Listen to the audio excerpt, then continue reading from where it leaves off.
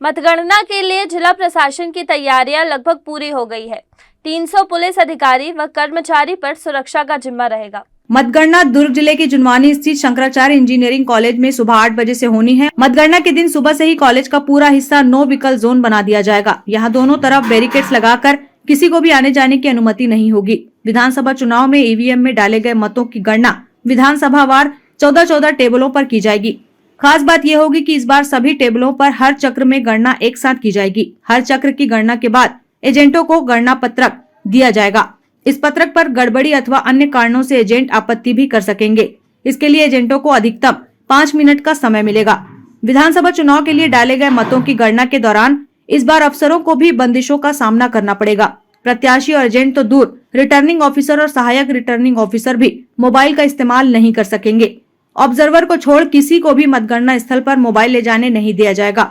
वहीं दुर्ग एसपी रामगोपाल गर्ग का कहना है कि मतगणना स्थल पर 3 लेयर की सुरक्षा व्यवस्था की गई है। सुरक्षा के लिए जो है हमारा बल तैनात किया जाएगा, जो कि आपको मालूम है 3 तारीख को मतगणना होनी है, तो उसके लिए 3 लेयर ऑफ सिक्योरिटी रहती है हमेशा ही, जो कि चुनाव आयोग के भी निर्देश हैं। इनर कॉर्डन में जो हमारी सीएपीएफ की टीम रहती है, बीएसएफ की, वो रहेगी।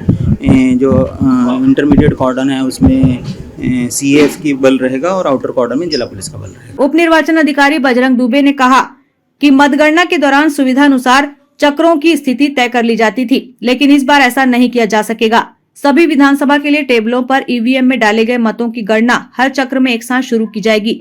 जिन टेबलों पर गणना पहले हो जाएगी उन्हें दूसरे चक्र की घोषणा तक इंतजार करना पड़ेगा।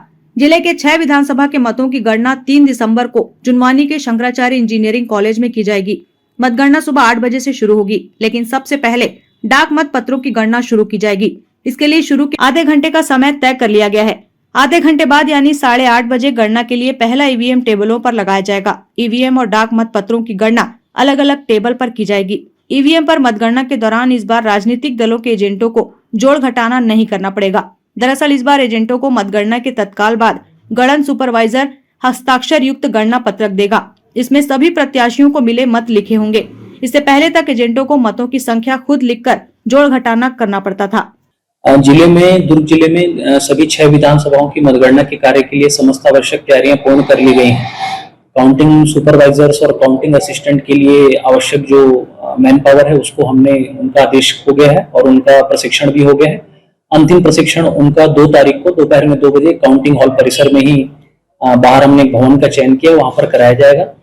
इस पूरी तैयारी की प्रक्रिया में पोस्टल बैलेट के लिए भी उसी दिन सुबह 3 तारीख को मतगणना की तिथि पर पर्याप्त सुरक्षा व्यवस्था में राजनीतिक दलों के प्रतिनिधियों और कैंडिडेट्स की उपस्थिति में पोस्टल बैलेट का परिवहन किया जाएगा। सबसे पहले आरओ कक्ष में, मतगणना कक्ष में पोस्टल बैलेट्स की काउंटिंग की जाएगी। फिर उसके बाद जो है साथ ही साथ हम स्टार्ट करेंगे उनकी काउंटिंग, राउंड वाइज मशीनों की काउंटिंग स्टार्ट करेंगे।